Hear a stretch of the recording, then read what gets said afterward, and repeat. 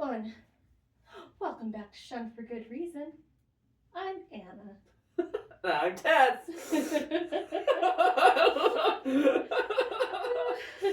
don't know. That was weird energy. It's always weird energy. But we're allowed. It's our podcast. How's your week going, Tess? Good. Except for the part where you caught the plague again? Yeah, stupid plague. Yeah, we keep doing that. There it is. Yeah. I love that for you. Other than that, I'm on break from teaching, which is just always a bizarre thing. I don't know. Because you get sick every time? Well, yeah, that doesn't help. But it's always like, there's 2 weeks, so you're going to do everything you ever wanted to do in 2 weeks. And then, I never do everything I ever wanted to do. Yeah, that's fair. And the schedule's all different, so none of the things you usually do are things you do during that time. Yep. And I always do get things done I need to get done. Well, and then our kids only had 1 week. Yeah. Which is kind of nice, because then we get some time. But yeah. We took the kids up to Rocky Mountain National Park for a little bit there. Yeah, that was nice. A couple days off. Did some D&D. Yeah. Yeah, we did. They're kind of obsessed, and it's wonderful. They're better at it than they used to be. They're much better. Well, we're at the point where they can all write and read now. Well, yeah. And that makes such a big difference, but also they're starting to get just a little bit more problem solving about things instead of just like, I will attack it. It's a door, honey. No, I will attack it. It's a door. Yeah, I didn't spend the whole time trying to talk Thomas out of shooting me with his acid breath. Yeah, that was nice. That was nice. Yeah. I think it helps that we did not give Thomas acid breath this time. Yeah, that did help. But Thomas did have their first middle school dance. Yeah. So the 3 oldest all went to middle school dance last night, which was very exciting for them. I never got to go to a middle school dance. I never got to go to a dance. I popped into the middle school dance last year to give somebody some extra shoes, but just as far as going to a dance, never something that I was allowed to do. I went to a Sadie Hawkins dance and part of a prom. Yep. Just part of a prom, though. Just part of one. Now tell us, Tess, why did you go to just part of a prom? Oh, man. I'm going to bring this in a little bit closer, I think, just for funsies. I think it was junior year. Was it? Sounds right. Yeah, it was my junior year of high school, which was the first year I actually went to a actual school. But ironically, my school was so small, it didn't have any of those things. So I didn't have the option to go to dances at the school I was going to. They just didn't have them. And I don't even, it was, man. But I had a lot of my social life was at church and not at school. And I was in the church choir. Mm-hmm. And there was a girl in the church choir who, I don't even remember how we started talking. I feel like she just came up and started talking to me one day. I don't know. But somehow we exchanged phone numbers. And she, because I had just got a phone and texting. It was T9 texting. On a brick phone. Yeah. And before I met this girl, I didn't text very much. But then I met this girl, and after we exchanged phone numbers, I became a pro T9er. Ooh. This girl would text like crazy all day, middle of school, all the time. This human was texting. It was all like strange evangelical flirty. Of course. It's not too Well, flirty. because that's where we lived at the time, was evangelical and flirty. Oh yeah, yeah, and we met at church. Yeah. So it was, felt churchy. Anyway, she asked me to Sadie Hawkins dance. Mm-hmm. That's when I went to Sadie Hawkins dance. And we had a blast. Like, I had a blast. I don't know if we had a blast, but I had a blast. I cannot speak for this human. She seemed to have fun. And, but I think I made her mad. Because, like, we went home afterwards, and we ended up watching a movie at her house, which I didn't really think much of at the time. At all. But in retrospect, it kind of hit me much, much later in my life that she probably expected more to happen there than watching a movie.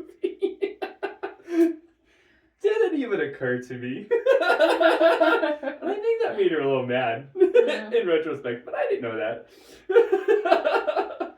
And it, we kind of kept our weird texting, talk to each other at choir practice relationship going for a little while after that. Well, and then because prom is, Sadie Hawkins is fall, prom is in the spring. So, it kind of... As you know. As well. As you know. Yes, this is general knowledge. Thank you.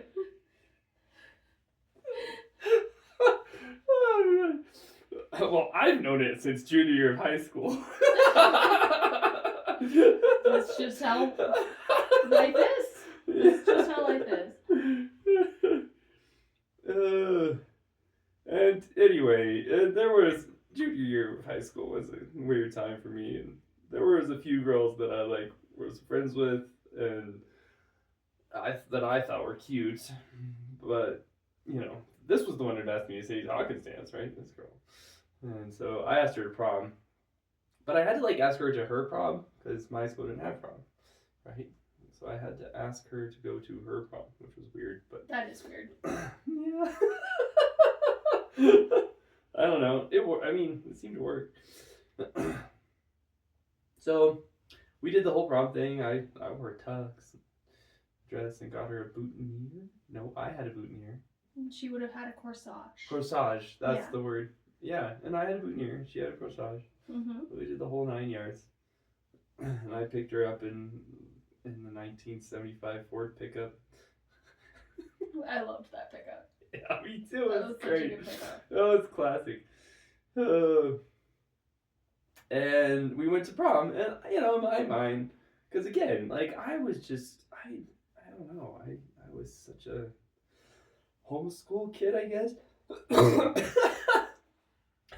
My world was very small, and so I hadn't thought about the Sadie Hawkins evening, and that was many years away from occurring to me that I had done anything that would make her angry, right?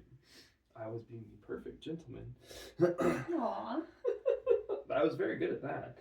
And couldn't imagine doing life any other way. It's because you were always secretly a lesbian, Tess. Yeah. For sure. Yeah, lots of things about this make a lot more sense in retrospect. Uh-huh. But...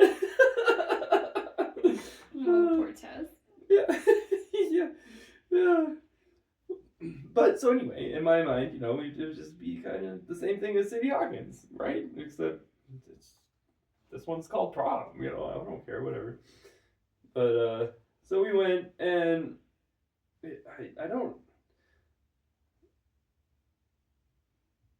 It was it was a prom. I didn't know anybody. That's the other thing. I only knew her, and it seems like I should have known some other people because. She went to a school where lots of people went to that school and my church, but I don't know. I don't remember running into anybody else I knew. And mostly we got there and we found a table and I sat down and she went and danced with people. And I was like, okay, that's weird, but whatever. And we hadn't been there very long. I don't remember exactly how long I was there, but maybe 10 minutes. No, I was probably longer, a half hour or something like that. And then she came up and she's like, I don't feel very good. I need to go home. And I'm like, really? Are you sure? And she's like, yeah. Okay, fine. I'll take you home. Aw, poor girl.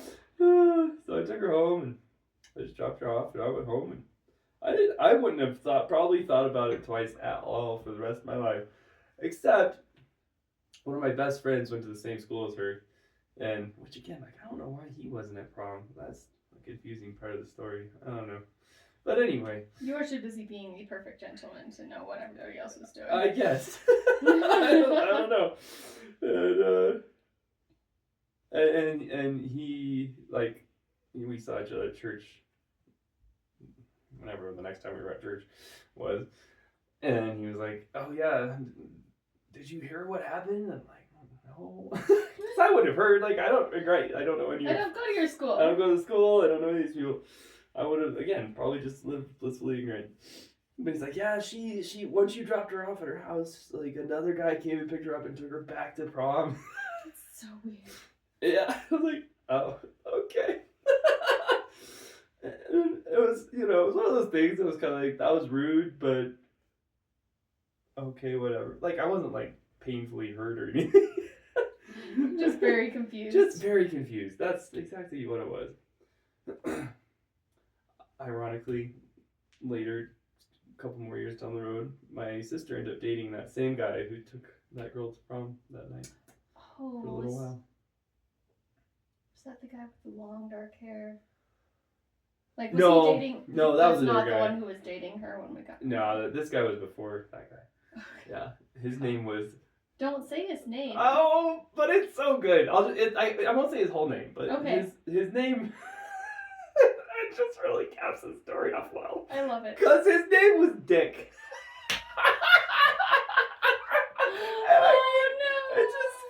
It fit more perfectly for who this human is in the storyline of my life, which is so nothing. The world, Tess? Who in the world was born in the 80s and 90s and their mom was still like, you know what I'm gonna call them? I don't Dick. know. I don't know. Like, I don't know, man. I mean, okay, so here's I've met families where they had children and they would name them like after where they were born or where they were conceived. So like somebody was named Paris and it's like a whole thing. It's very silly. But I imagine Dick is what you would name your kid if that was your goal, was to name them after like where they were conceived and it was a one-night stand. It was very literal. Then you never actually figured out this person's name. Sorry. You're okay. Oh, that's funny. I think that would be a perfect way to do it. Oh, it's funny. Oh, poor Tess. It wasn't even that, it was just weird. That's weird. Really stinking weird. Yeah. Well, and, it was very much like that clashing of worlds where she very much lived way more in the outside of the evangelical world that I lived in, right? Like, she was part of it still. Yeah. But not like I was. Like, it was my whole world. Like, I didn't know. She was a bad Christian. Yeah. Basically, yeah. Thank goodness you went along to prom to witness to her. Yeah. Which was so not what my goal, but yeah. On the list of things I was not thinking about. Aww. Witnessing was definitely not on that list. I was not thinking about witnessing. But yeah, and so, well, because, like, it was very firmly planted in my head that, you only date the person you're going to marry, right? Like, that was that idea was strong in my head. And then, like, you just be nice to people, right? It was just kind of That's always your my default. baseline, Yeah. right? And yeah. Even if they're dick.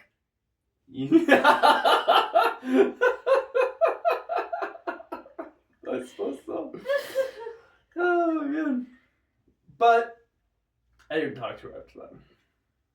I was like, yeah, that seems like good grounds to not talk to somebody again. Yeah, I think that's fair. Like, it feels like that was breaking of the relationship. So I just yeah, that was really really rude. Right. Honestly. Yeah. And so I Like, that doesn't seem worth it to me, so I've didn't, heard this and it was fine. It story wasn't a big several deal. times now, and I always make up people in my head when I hear stories about people, and in my head, she was a Disney kid. A Disney kid? Yeah, because where I grew up, nobody was allowed to watch Disney.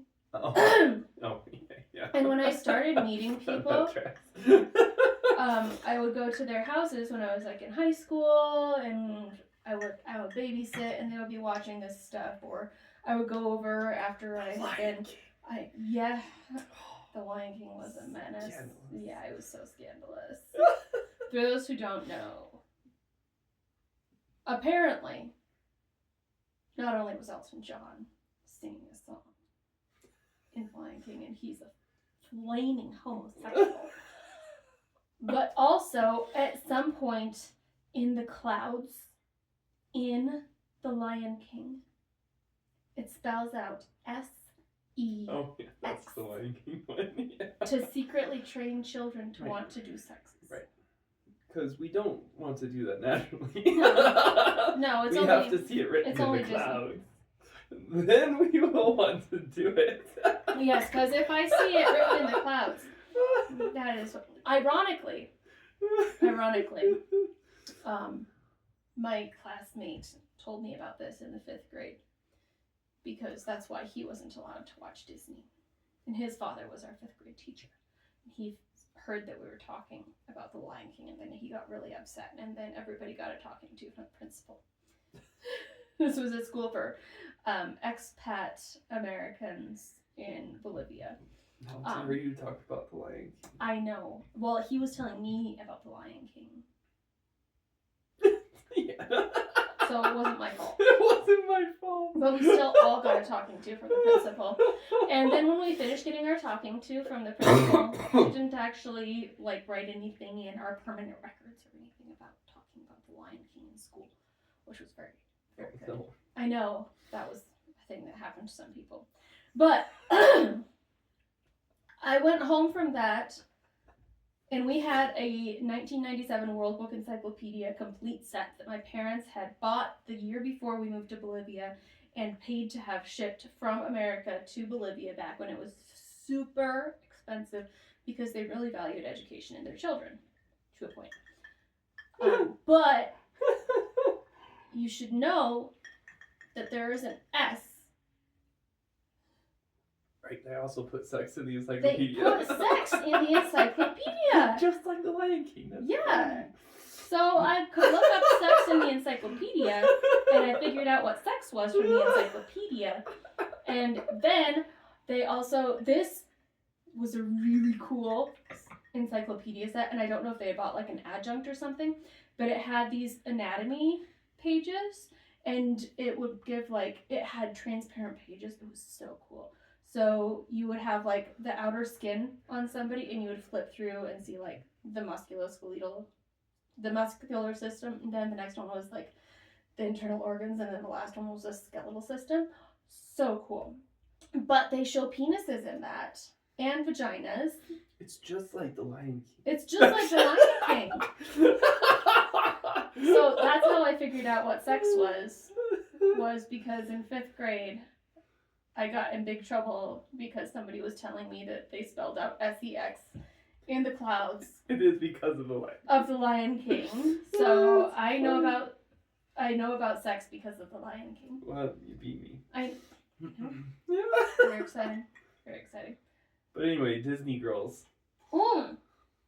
Thank you so much. I'm sorry. No. When I started meeting these people who are actually allowed to watch the Disney Channel, they acted like the people on the Disney Channel. Oh, yeah. I got to see 2 episodes of That's So Raven. Which, oh my god, she was a psychic. Fortunately, the people whose house I saw That's So Raven in actually got excommunicated the next year. So I didn't get exposed to more of that. But I saw 2 episodes of That's So Raven and 1 episode of Hannah Montana. Oh, Miley Cyrus. And all of the people I knew who had the Disney Channel their Disney girls acted just like those people. Everything was like the most convoluted series of events ever, and so dramatic. So dramatic. Everything was always the most dramatic thing that had ever happened to them, and they would always come up with the weirdest solutions to shit. And I think she was a Disney girl. Yeah. I think she watched Hannah Montana or That's So Raven, because those are actually the only Disney things that I know. Yeah. I have heard of The Sweet Life of Zack and Cody, and I think that was a Disney thing. Yeah, it was. But I never watched that one. But based on my 2 episodes of That's So Raven and my 1 episode of Hannah Montana that I ever saw in my whole life. That's funny. All of those people had Disney personalities. Totally. Yeah, well, and like, again, in retrospect, like, thinking back on the whole prom thing, like, because, you know, it's an interesting story. I tell it occasionally, and and so, you know, and I've tried to put myself in her shoes a couple of times, just a little bit, which, you know, is how I've realized a few things about what happened that I didn't realize at the time, but the one that really kills me is, like, she decided that was a good plan, right? At some point. Because she was a Disney girl. But yeah, and I hadn't thought of it that way, for sure, but yeah, at some point, she decided and planned it all out, I guess. Or maybe she didn't and kind of did it in the moment. That's possible too. I don't really know. No, she was a Disney girl. I think she did plan it all out. I guarantee you she had that planned out. Yeah. Oh, actually, she did. I forgot. I forgot. Because that best friend I was telling you about, he had told me a couple of days before prom. I forgot this in the story, but because I forgot about it. But he told me that something was up, and when he said that, I was like, okay, whatever. I didn't really believe him. No. Because again, he went to the same school she went to, right? So he like heard rumors, I guess. So she definitely planned it. I know for sure. I forgot about that. She was a Disney girl. Yeah, 100%. Oh yeah, and it totally tracks with everything else I know about her. But yeah, totally tracks. That makes sense. She also was like more on the wealthy side. Her parents lived in this big, nice house, so she could definitely afford the Disney Channel. Yeah. Yeah. Oh yeah, for sure. Yep. I know. I don't know. Still one of the silliest things. It's super silly. High school was weird. But I did go to 2 dances, technically. I also danced a lot, but not at dances. That's fair. Which was unusual, but... Oh, I'm glad you had that experience, though. Yeah. We weren't allowed to dance on my side. Yeah. Well, and it was one of those things that, looking back, I realized was me trying to embrace that girl side of me. Oh. And I didn't know that at the time. Your parents did. I'm sure they did. Or I don't know how they thought about it, but however they thought about it, they probably realized something. Well, they thought you were going to be a gay. Yeah. You were going to be a transgender. Right. They didn't know what that was. No, they did not. Not a chance. Not a chance they knew what that was. I sure didn't know what it was. But yeah, but yeah, just me trying to like, well, and I always liked dancing. Yeah, I just think it's fun. But there was definitely 2 parts. There was me liking dancing, and also, feminine, flowy, graceful. I like that for some reason. That was the other part. And they were always, it was funny because they would always try to really emphasize how you could dance masculinely. Oh, yes, with power. Yeah, with power. Yeah. With power. Yeah. And, you know, I was like, okay, whatever, but it still feels a little flowy to me. Oh, my God. Actually, the part of that was funny was like, yeah, you can dance masculinely, but I really prefer how the ladies are dancing. I didn't tell anybody that. I just thought it to myself. Oof. Sorry. No, you're fine. So, for those who do not know, my side of cult life believed that all dancing and most percussion instruments were of the devil, and that you should never do that because any movement in that way would promote sexuality, which was not something that was supposed to exist because copulation is only for procreation. So even when you're having children during the pregnancy period, sex was not an okay thing. Unless you weren't entirely sure that you were pregnant, then it was okay. But it was only for the very specific goal of making more babies. On Tess's side, however, it was a megachurch version of the cult where they invited Cirque du Soleil to do their Easter pageants. Yeah. Well, but I mean, my grandparents thought the same thing that your family thought. Yes, and both sides. And your parents were nearly excommunicated for yes. going the Cirque du Soleil route. Yeah. Oh, for sure. No, And eventually Cirque du Soleil was no longer welcome to come back because they were too sexual. So they trained their own people. But they were still doing the same things. Yeah, they were still doing the same things. But yeah, it was a big deal. It was weird because my mom roller skated when she was a teenager, and somehow my grandparents split dancing and roller skating in their minds, which is crazy because there's literally parts of roller skating where you compete in them and they're called dance. But anyway, so but then later, when we were doing it, when I was doing it as a kid, did roller skating. It was a thing I did as a kid. Anyway, competitive national level roller skating is something that you did as a kid, yes. Right. And my dad's parents my grandparents on my dad's side were freaking out because we were roller skating. And again, I was Nazarene. Little. Yeah, I was little and I don't really know everything that happened. I kind of you get glimpses, but and they came to terms with it somehow. I don't know, to where they weren't I guess apparently dancing wasn't as bad as being gay. I guess that's kind of I don't know. That's right. Yeah, I don't know how all that worked or what they thought or how they justified things. I never really figured that out, but ultimately, and it was a big deal that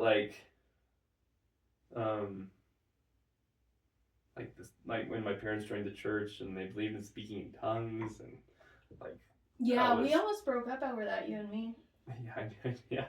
Well, my parents and their parents had a lot of disagreements about it. Yeah. And again, it was kind of eventually it didn't matter.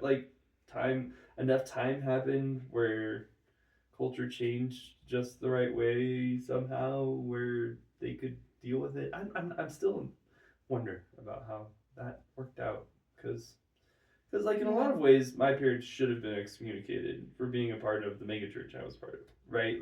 Right. Because they like dancing and there was the whole Cirque du Soleil thing and lights and fog machines and there was a lot of things that lights and fog machines, microphones were actually drums. Yeah. Like you're saying, that was a big deal. The use of a microphone was something that was very, very controversial in my growing up days. Wow. See, I didn't even know that one. Never thought twice about microphones. Yeah, that was one of the most shocking things because we had people come down to visit us on the mission field a lot. And one thing that I'm going to use controversial words at some points here, and you're gonna have to forgive me because I'm doing it from the perspective of the child that I was. The Latin people just really like their microphones and technology. Oh no. And that was a huge controversy when we would have people come down from mountain towns in Montana and Washington, because one of their primary things was they were very proud. Well, on both sides of my family, because my father's side were from mountain towns in the Pacific Northwest, and then my mother's side were Mennonite from Canada and Mexico, and both sides were very proud of the fact that they used only acoustic. The addition of electricity to churches was so controversial I on both missed that sides one of my entirely. family. Like, we took huge pride in the fact that a lot of our supporting churches used electricity only for the bare minimum, like lights and sometimes stoves. Some of our churches in the United States still did not have electricity. A couple of them didn't even have indoor plumbing. Because if church wasn't miserable enough as it is, you have to not have electricity. Yeah, well, and in Canada, most of the people who were from my grandparents' colony, they all still went to the same two churches. It was super controversial that we went to both of those churches. But, like, one of them had used some electric equipment to build a basement, from my understanding, and had put in fluorescent lights, and that was even worse somehow. Because my grandparents were the first to leave the colony. I'm but sorry, that's just they brutal. still when my grandparents were young, had to get permission from the elders for people to buy new cars. So the elders had to see the car before it was bought, and the car needed to be black. So at the Mennonite church, all of the cars were black. But at the Mennonite church that had split, and again, I only have parts of this story, the one that had actually built the basement and put in fluorescent lighting and like electric stoves before the other church, because the other church eventually did the same thing. Some of the cars were silver and not black, and that was also incredibly controversial. But and then people started getting like bite the bullet. Yeah. Sorry. No, one of the very very controversial things that happened when I was young was people started getting buttons in their cars that would unlock all the doors at once. And that was obviously like a very bad use of electricity. Oh, man. And we were already angry that people were using electricity in the first place. So it was a sign of spirituality to make sure that you only had manual opens for that's brutal. the locks on your doors. All I can think is John the lady talking about going to church and saying, it's an hour! But then, like, you talk about not having electricity and, like, it's an hour of purgatory. Sounds much worse that way. I didn't know this at all. Yeah. That's crazy. So all of that electricity is like inherently bad. Well, it is, because God didn't create electricity. That was God didn't. I know. But this was like obviously a man-made thing. And see, they had to get over it in the 80s and 90s. My parents and their friends held back on a lot of advances in technology. They were also very angry at cable. Yeah. Of course.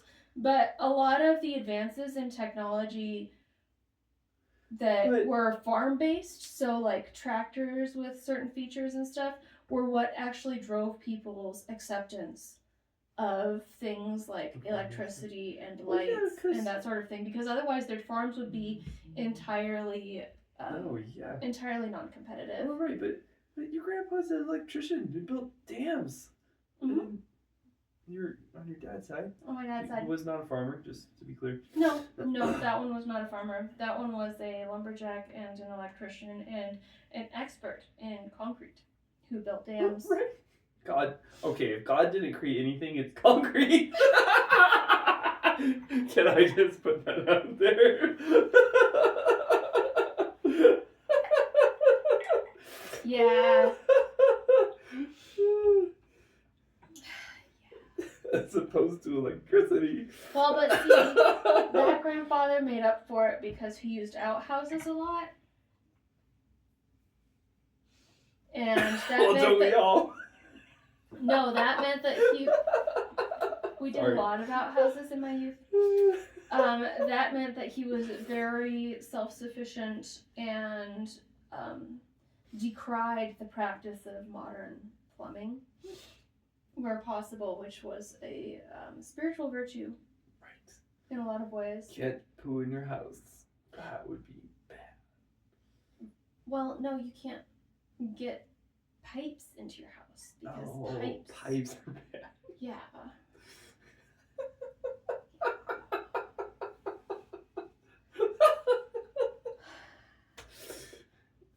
Nobody should be beekeepers either.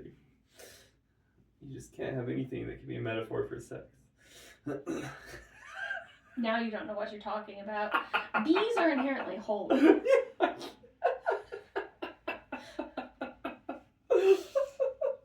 No flowers, no bees, no pipes. Oh my god. No, the sex is not the problem with the pipes. The sex is not the problem. The problem is being reliant on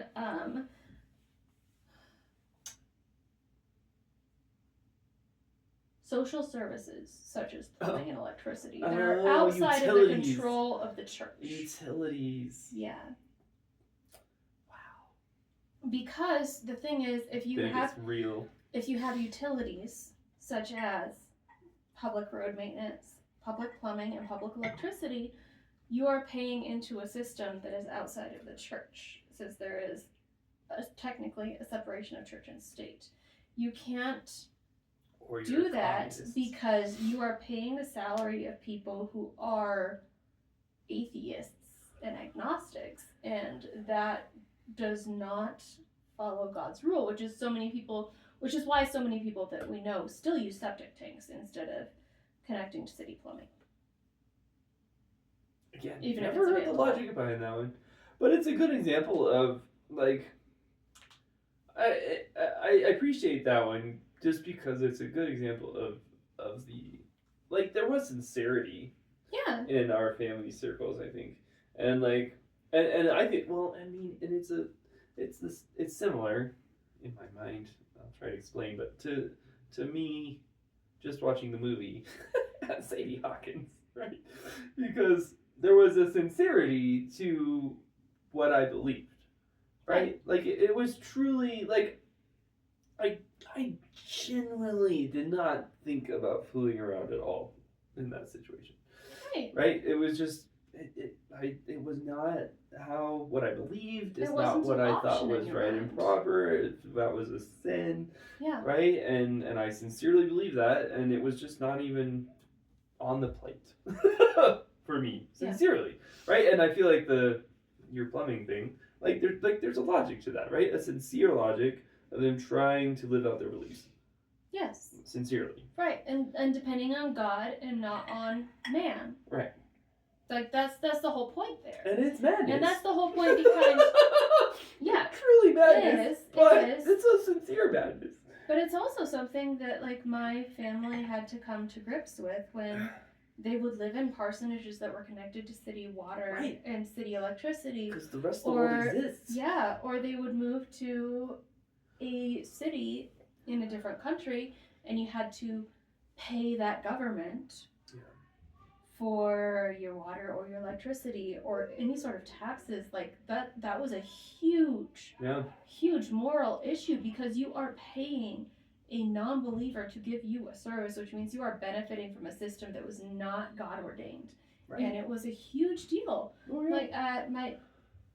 My parents and friends of theirs stayed up late into the night debating how moral it was to do that sort of thing, and if they should try to disconnect it somehow or not use it or use generators.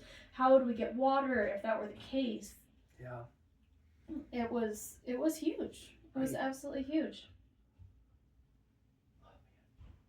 It's really hard to explain to people who didn't live it. Yeah. The sincerity of it, right? And at the same time, it's hard to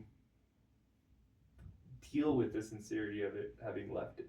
Yeah. Right? Because that hasn't changed for our parents.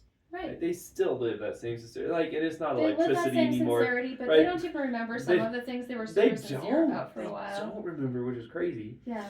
Yeah, they wouldn't.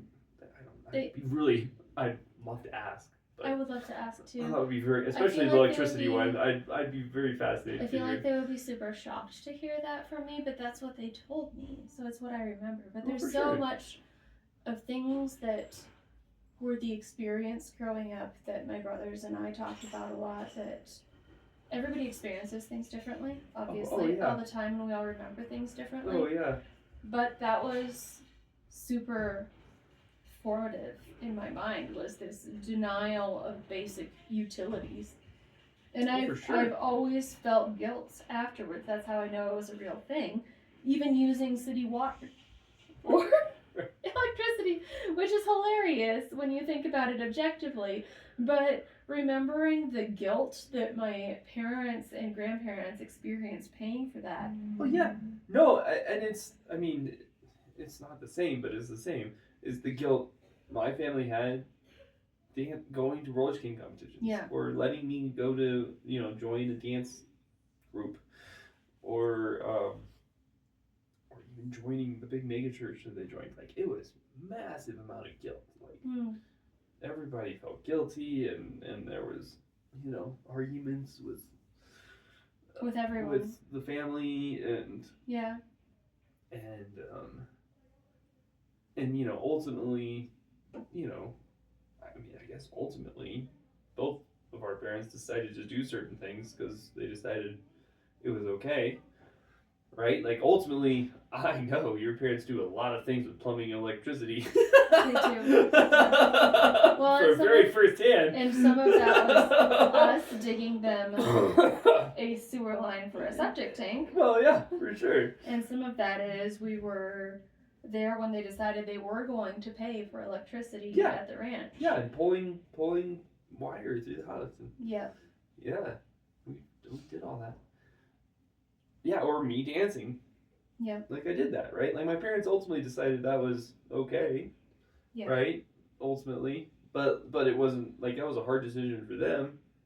And it's interesting to me, though, like that was the hard decision for them. Like, whether I could dance or skate or... Right? And that, they had those arguments with their parents. But it's still, like... I think about this regularly. Like, it's like us coming out was such a, it feels like to me, and it seems like it feels like to more than just me, but like us coming out was a whole different level. Yeah. Of the same thing. I mean, in my mind, it's kind of the same thing, but to them, it's a whole different level that we went to, you and I. Apparently. Because they just danced and spoke in tongues, but you guys are gay and transgender. Well, and see, 15 years ago, my family... atheistish? I don't know. Yeah, 15 years ago, my family took me aside. Like, very seriously. Different family members at different points. It was a whole thing. Figuring out whether... it would be okay for me to marry you when you believe that people could speak in tongues. Even though you didn't do it. Well, only a little. Exactly. But it's not like you were trying to make a point of it and doing it at family dinners, which is what they assumed people who spoke in tongues would do. Yeah, which, I mean, you were very... there are people who do that. I think it really helped them that you were very subtle about it. Yeah. Yeah. But still, it was a huge thing because since you believed in speaking in tongues, it was very unlikely that either of us would ever be hired to work at the Bible school that they worked at. Oh, right. Or go to the churches that they were okay to go to. Yeah. Jeez. I was just speaking in tongues, man. And that was speaking in tongues 15 years ago. Just one of the most absurd things that exist as humans. And yep, it was such a big deal. It was such a big deal. For so many different things in my life, including us getting married. Yeah. No, your parents also both individually took me aside to talk about that one. My dad did? Mm-hmm. Really? Yeah, that was the only one-on-one conversation I ever had with your dad. I'm really surprised about that because I feel like my dad was like, I don't know. I just always felt like my dad only did speaking in tongues because my mom did. I feel like it was so He never said that. Just he for the could record. make sure I would be okay with your mom. Yeah, that sounds right. That's my impression. No, my mom he was always such a super sweetheart. into speaking in tongues, Ugh, and my yeah. dad wasn't. Like he would do it. I maybe heard him do it. God, I could probably count on one hand. I couldn't tell you the exact That's number, the thing with your but dad, it was Tess. less than 5. He was just always trying to be so supportive of everybody. Yeah, I know. It's just- My mom, on the other hand, I could not count the number of times. Yeah, she did that the last time she was in our house. Yeah. No, she was very, I guess is very into the She is. speaking But tongues. no, I feel like your dad was just so supportive. No matter what people decided to do, he was always just like, I'm gonna figure this out. Pretty much. If it kills me. I probably did. Ugh. He's such a sweetie. Yeah. Yeah, I guess so. Oh my god. It still surprises me that he did that because I'm sure he did not care about, like, he would say he spent a lot of time thinking about it. Like, I have no doubt about that, about speaking in tongues. Like, way too much time. Like if the amount of time that Christians had spent arguing about Calvinism versus Arminianism, or speaking in tongues versus not speaking in tongues, or any of these hot button Christian topics, can you imagine the amount of brain power that has been devoted to Just imagine. These very, Imagine if they put oh man, all of that brain power out of pocket topics, as the kids would into say. believing that climate change was a problem Yeah. and figuring out how to Yeah. fix it. Like just fixing real world problems. Oh man. Or abortion, God, all the brain power put into abortion and been refocused to something worthwhile. Yeah. And by that I mean the pro-life people. You mean- Never mind. Very specific people. Yeah. Anti-abortion people. Yeah. Who just have no idea what's actually happening. Haven't actually dealt with real life Okay, problems but you and know what? figured it out. They've read This Present Darkness or Into the Darkness, Yeah. which has, Which are fiction books. they are fiction books, but here, let me look up a quote real quick.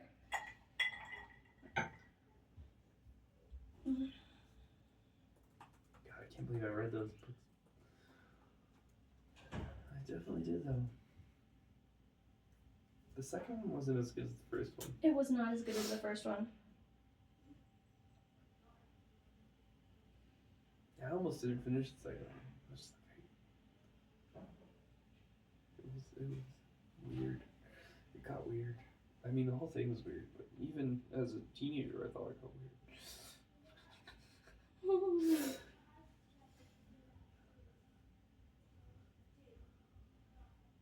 Okay,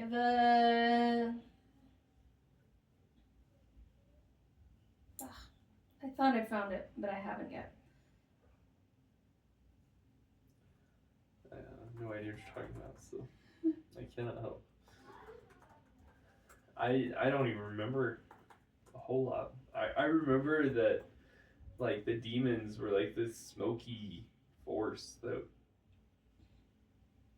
would, like,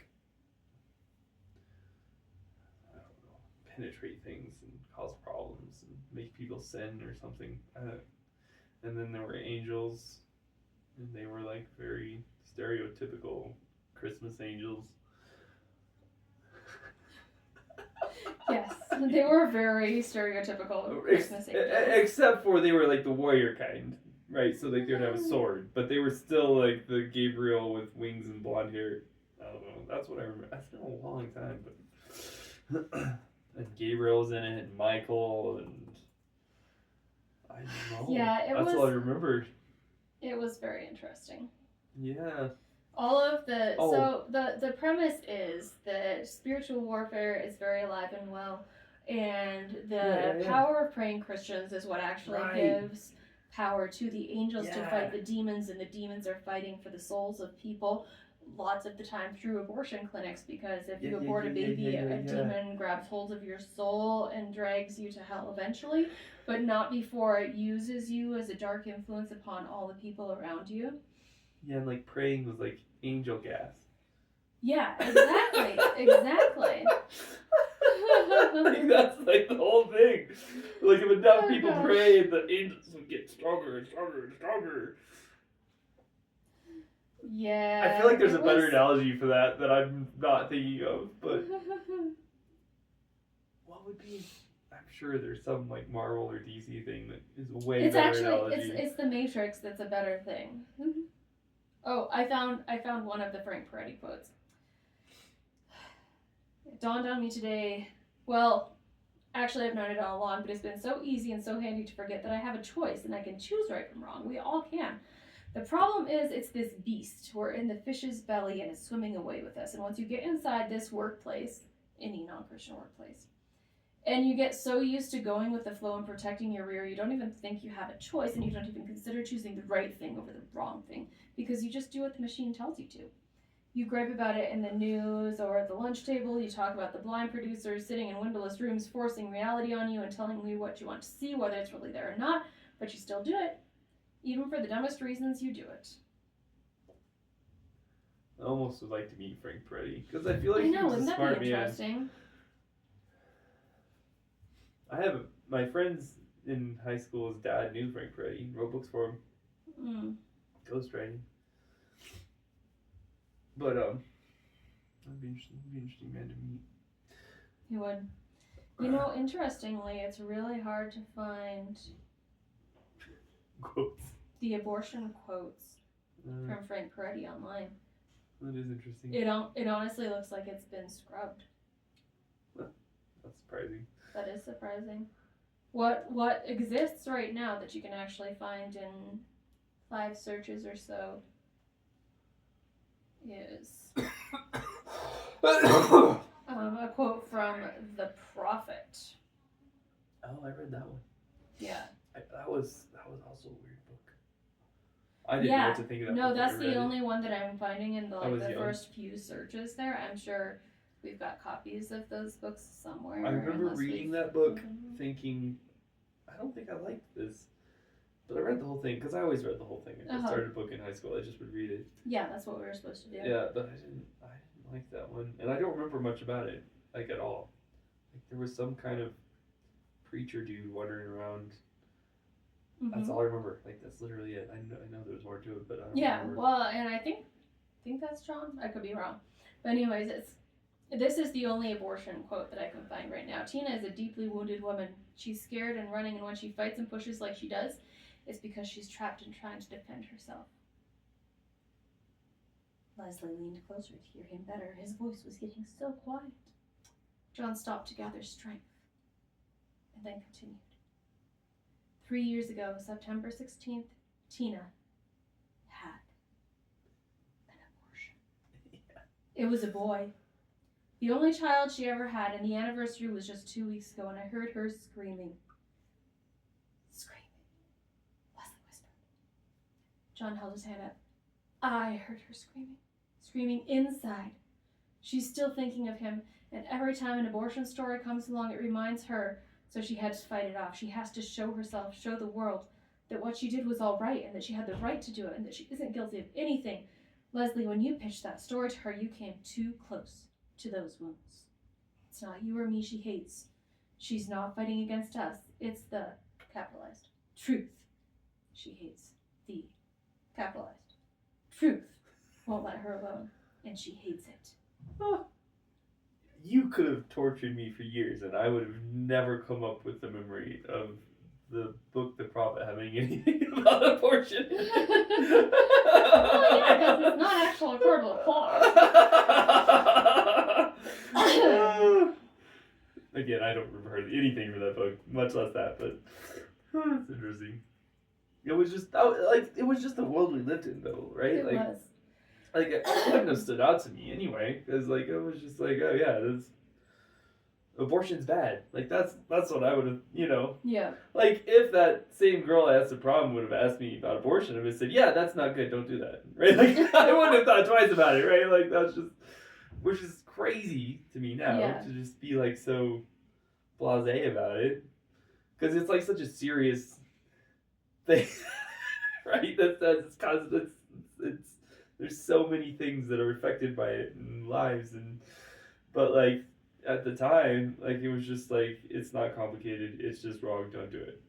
Just like you shouldn't fool around after prom, right? It was the same thought process to me. Well, but you assumed you shouldn't fool around after prom. And she was not reading the same books that you were reading. Oh, clearly. Oh, yeah.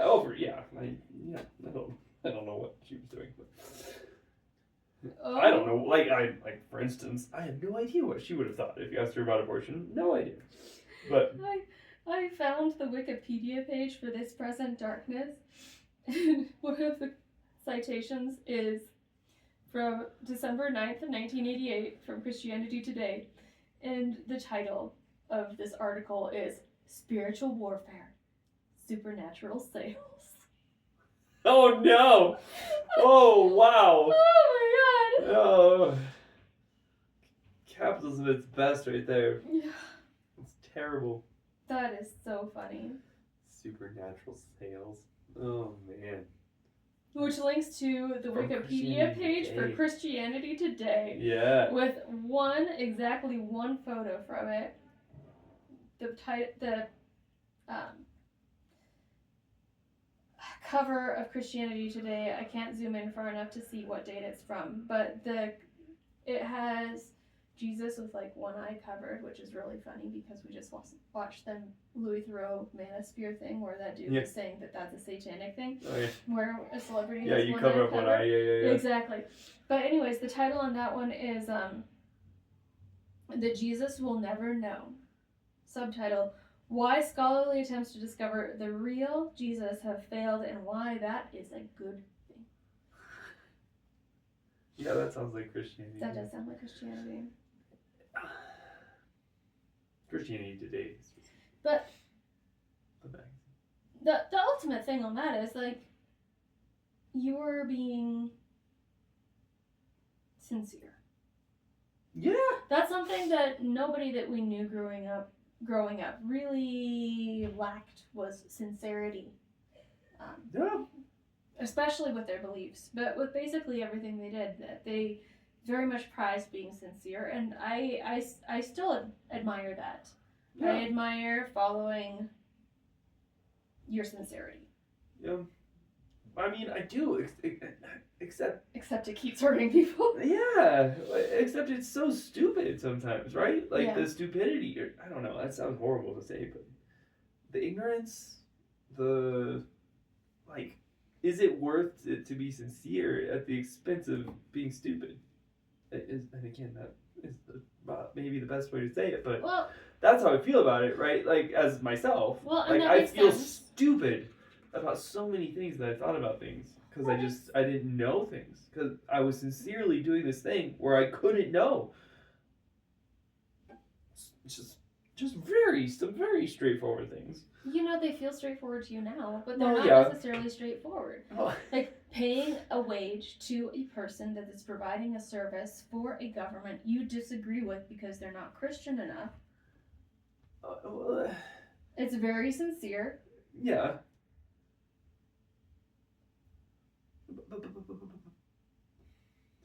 It is very sincere. I want to say it's not necessarily stupid. Yeah. Because you are actually stupid is not taking. A great word. So the frustrating thing to me coming out of that has been seeing people who don't even think about the implications of their faith. Yeah. Because you say you have the same faith, you say you have the same values, but you haven't thought twice about paying for electricity. What's up with that? And it annoys me about people, honestly. When they will unthinkingly use grocery stores or restaurants or electricity or plumbing or any of the above without thinking twice about it. Because they say that they have the same values, but they haven't thought those values through to their conclusion. Yeah. Because that's the conclusion. The conclusion is go off the grid and use an outhouse. Well, it is for a specific strain of Christianity. I don't know if you could apply that to all of them. Because not every strain of Christianity thinks electricity is bad. That's true. Not every strain of Christianity thinks electricity is bad, but every strain of Christianity that I've found, this isn't true. This isn't true. I mean, Lots I know of what you're strains of saying. Christianity that I've been involved with do not pay people who are non-Christian to do services for them. And if you're of that strain of Christianity that does not believe that you should pay non-Christians for services, you should choose Christian companies, then why are you not thinking about where your electricity comes from? No, that's why a are good you point. not thinking about where your food comes Right. from? Yeah. Well, then why do you listen to country music? Yeah. It's the same train of thought, right? Like, you have to listen to all Christian music. But on Tuesdays, sometimes we listen to country music. Wait, what? No, That's definitely not Christian music. Right? Some of it is, but most of it is not.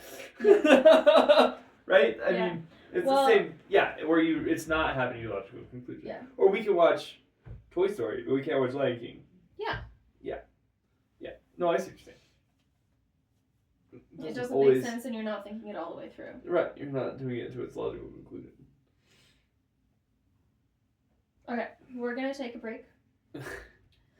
And when we come back... And I'll talk about whatever she's been staring at her computer this whole time. We've been talking about I haven't been staring at it. Random stuff. I've been looking at other things. But I want to talk to you about Doctor Who. Oh! Cool. Okay.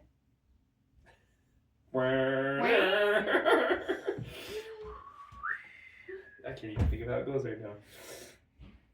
Dun dun dun dun dun dun.